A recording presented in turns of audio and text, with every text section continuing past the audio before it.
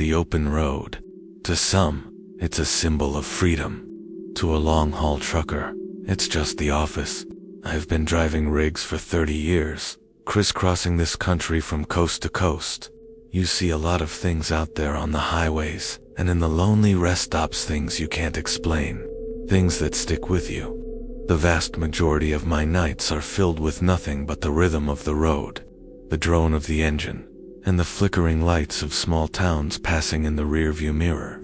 But every now and then, you encounter something that breaks that rhythm. Something that reminds you that out there, in the dark between the cities, there are things waiting. This happened about 15 years ago, on a desolate stretch of I-80 in Wyoming. It was late, maybe 2 or 3 in the morning, and the plains were a black void under a cold, clear sky. I was pushing to make my delivery on time, so I had been driving for about 12 hours straight. My mind was in that half-conscious state you get into when you're driving late at night, focused on the road, but your thoughts are a million miles away. The first hint of something wrong was a flash in my peripheral vision.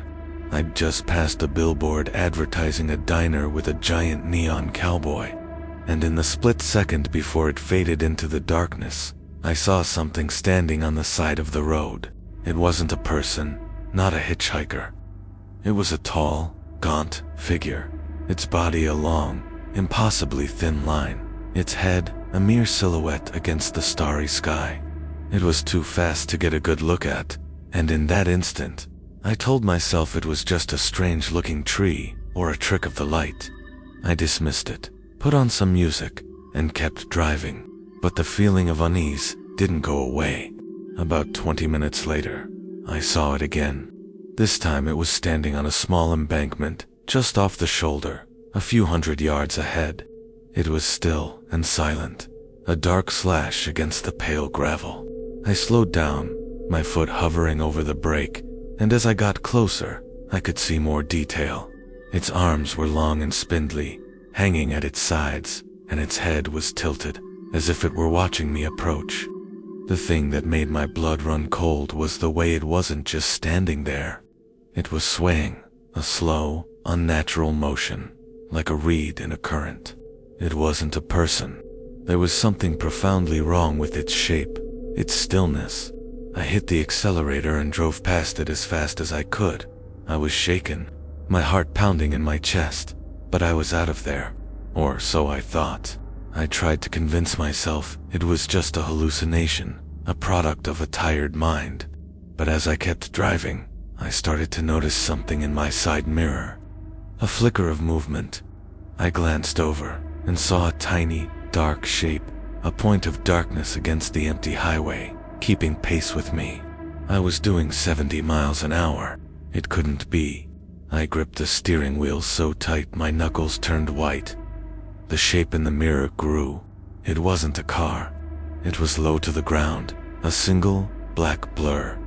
As it got closer, I could see that it was the figure I had seen before, but it was running on all fours, its long limbs propelling it forward at an impossible speed.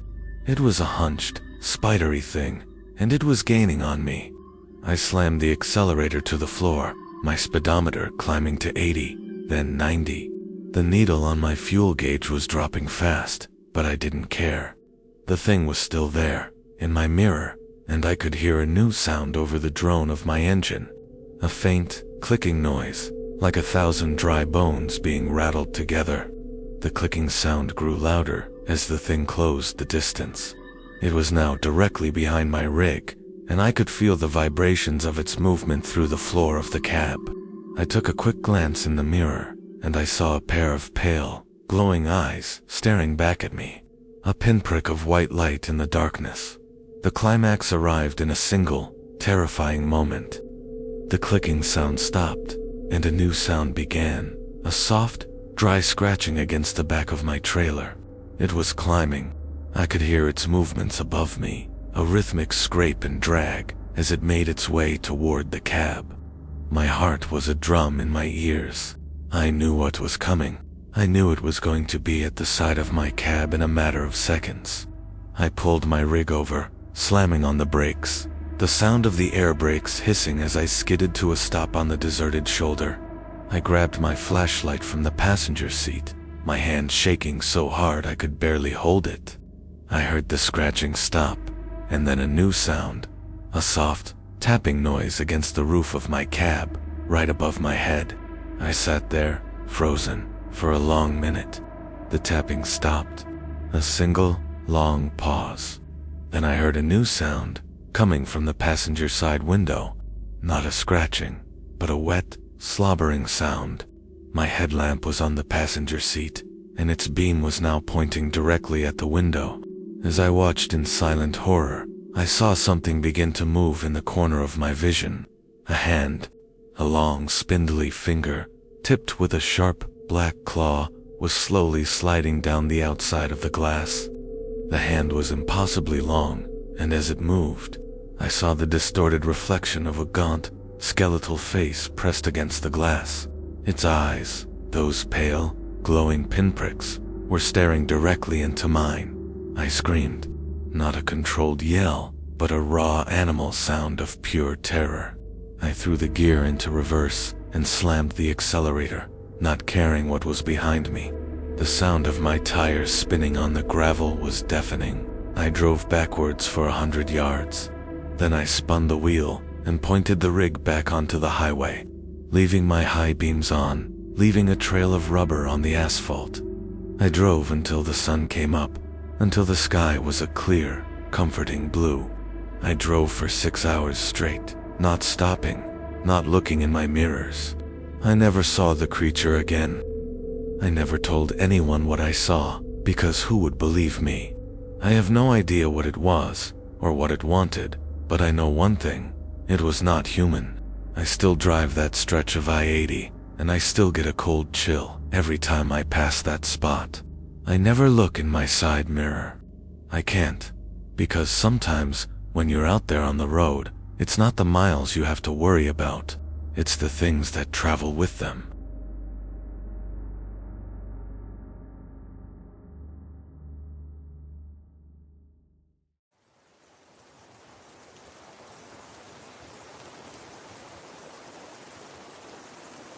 I was on a run from Seattle to Boise, a route I've driven 100 times. It's a long haul, mostly interstate, but there's a 50-mile stretch of old 2-lane highway that's a real shortcut. It cuts through the forest in central Washington, a place where the trees grow so thick and tall they block out the sun, even in the middle of the day. It was late spring, and the rain was coming down in a steady, cold drizzle. I'd been driving for about 12 hours, and I was looking forward to a break. I was running a bit ahead of schedule, so I decided to stop at an old diner that sits right on the edge of that forest. The place is called the Timberline Grill, and it's one of those spots where you can get a real cup of coffee and a hot meal. When I pulled in, there was only one other vehicle in the parking lot, a faded beat-up pickup truck with Idaho plates. The place was empty, save for the old woman behind the counter and the trucker at a booth in the corner.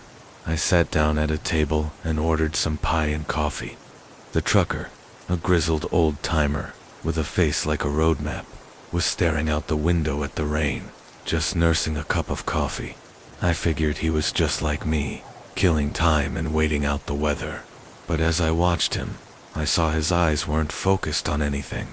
They were just wide, staring at something that wasn't there. The first hint of unease was the way the old trucker reacted when I started to talk to him. I was trying to make small talk, just a friendly gesture, and I asked him if he'd been driving long. He didn't answer. He just slowly turned his head to look at me, and his eyes were full of a deep, profound fear. His voice, when it came, was a whisper. "Did you hear it?" he asked. I didn't know what he was talking about. I told him no. He shook his head and looked back out the window. "The knocking," he said. "The knocking on the roof." I just stared at him. I had no idea what he was talking about.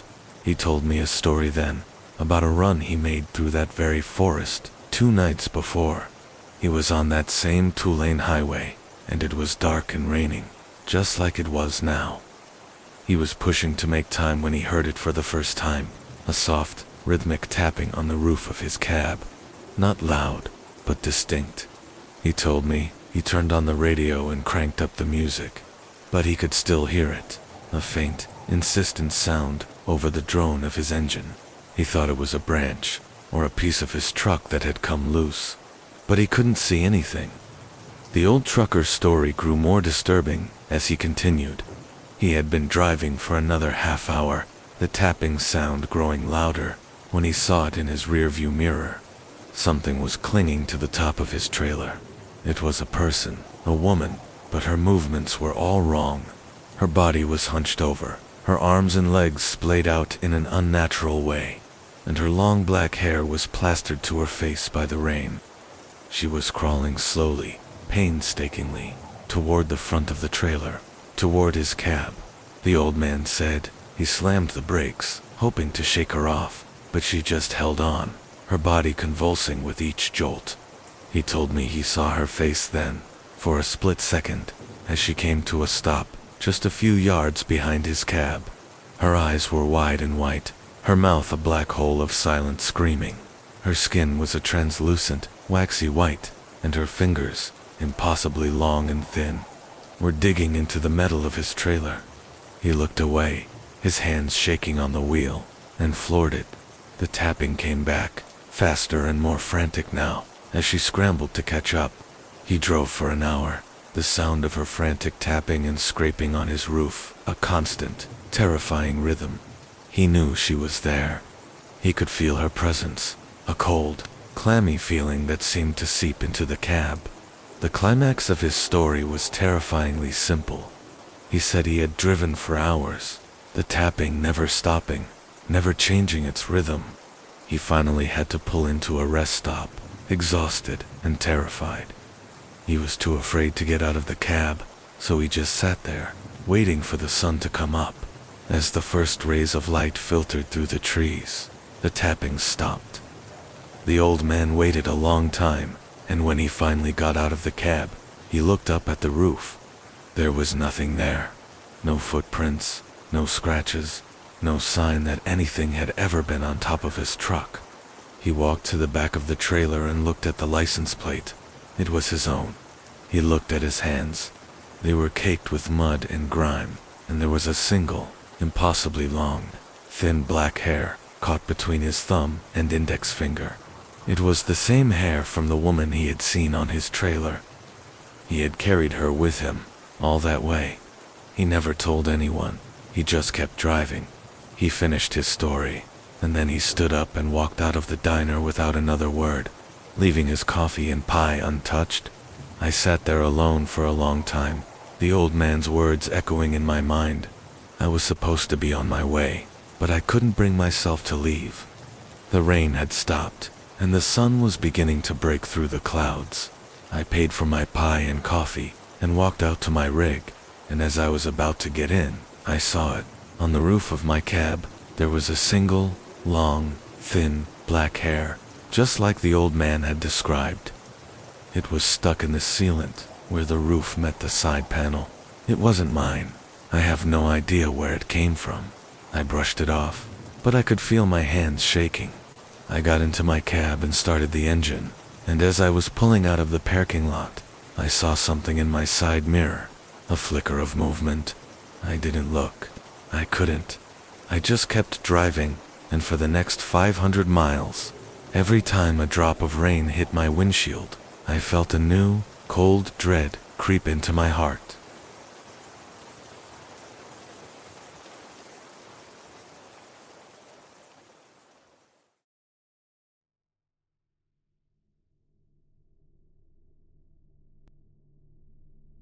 The long, empty stretches of I-70 through Kansas are enough to make you feel like you're the only person left on the planet. I was on a multi-day run from Colorado to Indiana, and I was about 8 hours into the night portion of my drive. The cab of my rig was my entire world. The familiar drone of the engine, the glow of the dashboard lights, and the occasional flicker of a farmhouse light far off in the darkness. It was a comfortable solitude I'd grown used to over 10 years of driving. I had pulled over a few hours before at a tiny, dilapidated rest stop, Just a concrete slab with a single vending machine and a lone toilet building. I'd stretched my legs, grabbed a soda, and was back on the road in about 15 minutes. The moment I climbed back into the cab and shut the door, I felt it, a sudden, inexplicable coldness that made the hair on my arms stand up. I cranked the heat, but it didn't help. I was tired, and I told myself it was just the late-night chill getting to me. Then, I heard it. A single, distinct jingle, like a keychain being rattled, coming from the passenger seat. My heart thumped in my chest. I glanced over. Nothing. The seat was empty. I dismissed it as my mind playing tricks. The feeling of being watched started after that. It was a subtle, creeping sensation that made me check my mirrors every few minutes. I saw nothing, just the endless dark behind me. Then came the smell. It was a faint, musty odor, like old paper and dried flowers, and it seemed to be coming from the passenger side of the cab. I opened the window for a minute to let it air out, but when I closed it, the smell was still there, only stronger. I felt a chill on my neck, a distinct coldness, as if someone was breathing there. My heart started to race. My eyes flickered to the passenger side of the windshield, and for a split second, I saw a reflection in the glass. It wasn't my reflection. It was a distorted, faint outline of a head, its hair long and lank, its face a blur. The moment I looked directly at it, it vanished. I told myself it was my imagination, a result of staring at the highway for too long. I turned the radio up, trying to drown out the growing unease, but I could still hear it, a faint, rhythmic sound from the passenger seat. Not a jingle this time, but a soft, almost imperceptible clicking sound, like a loose set of teeth chattering. The terrifying encounters escalated as the night wore on. The clicking sound became louder, more insistent. My breath was visible in the cold air of the cab, even with the heat on full blast. I was now actively trying to ignore the coldness and the sounds, but I couldn't.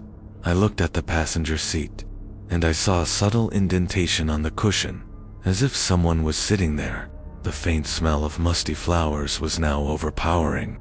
I started to hear the whispers again, not just a jingle, but a low, sibilant sound right next to my ear.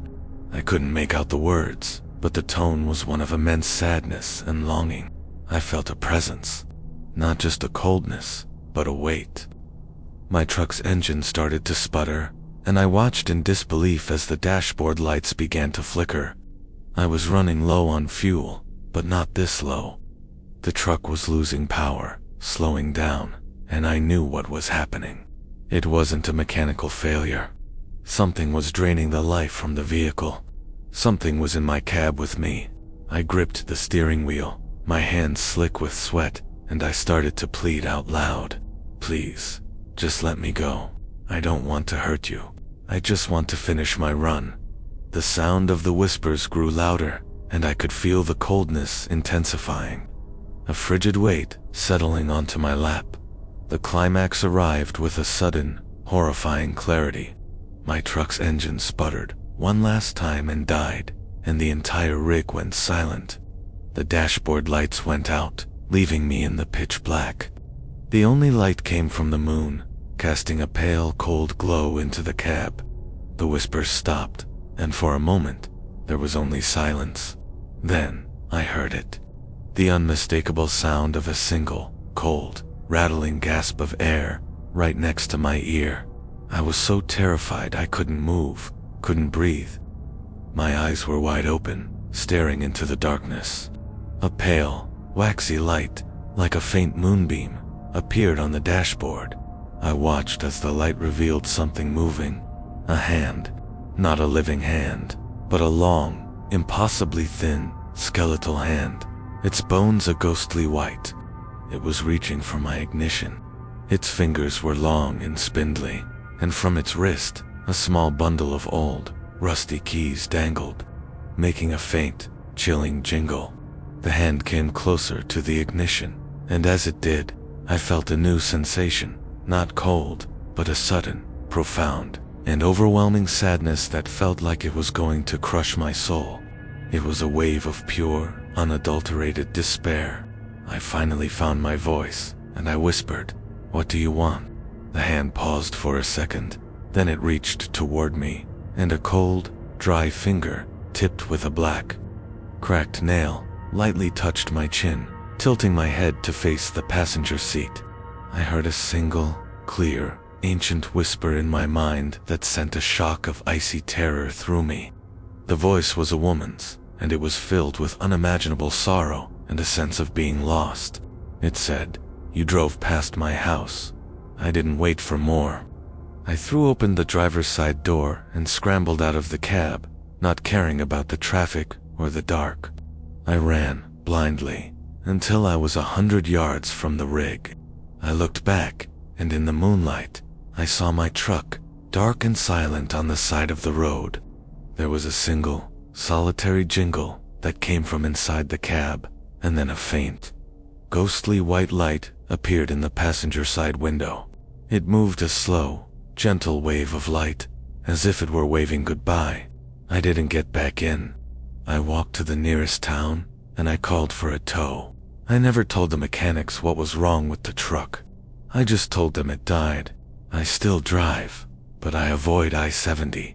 I also avoid rest stops, especially the ones that are out in the middle of nowhere.